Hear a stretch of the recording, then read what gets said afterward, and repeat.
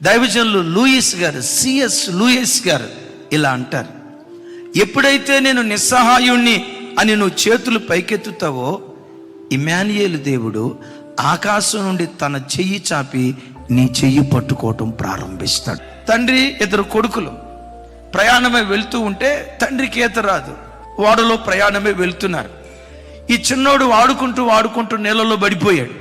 పెద్ద కొడుకు ఈతొచ్చు, రే తమ్ముడు నీళ్ళలో పడిపోయాడురా, మునిగిపోయాడురా, మొదటిసారి నీకు ఈతొచ్చు కదా, తొందరగా దూకేయి అంటే ఆగునానా అన్నాడంట. తోడబుట్టిన తమ్ముడు చచ్చిపోతుంటే ఈతొచ్చి నువ్వు దూకవేంట్రా, ఆగునానా దూకుతా.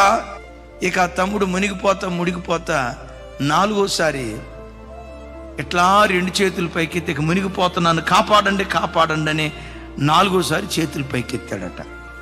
అప్పుడు దూకాడట అన్న. మొత్తానికి దూకి తమ్ముడిని నీళ్ళలో నుంచి తీసుకొచ్చి పడవలో వేసి నీళ్ళన్నీ గక్కిస్తా చచ్చేవాడిని బ్రతికించాడట.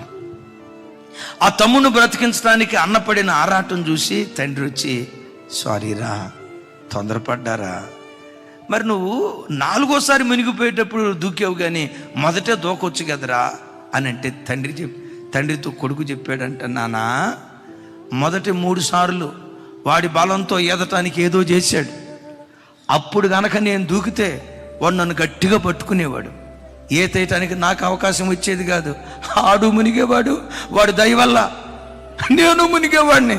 ఇప్పుడు ఎందుకు మునిగాడో తెలుసా, వాడి ప్రయత్నాలన్నీ మానేశాడు. నాన్న, నేను నిస్సహాయుణ్ణి, ఏమీ చేయలేనని చేతులు ఎత్తాడే, అప్పుడు నేను దూకేనన్నాడట.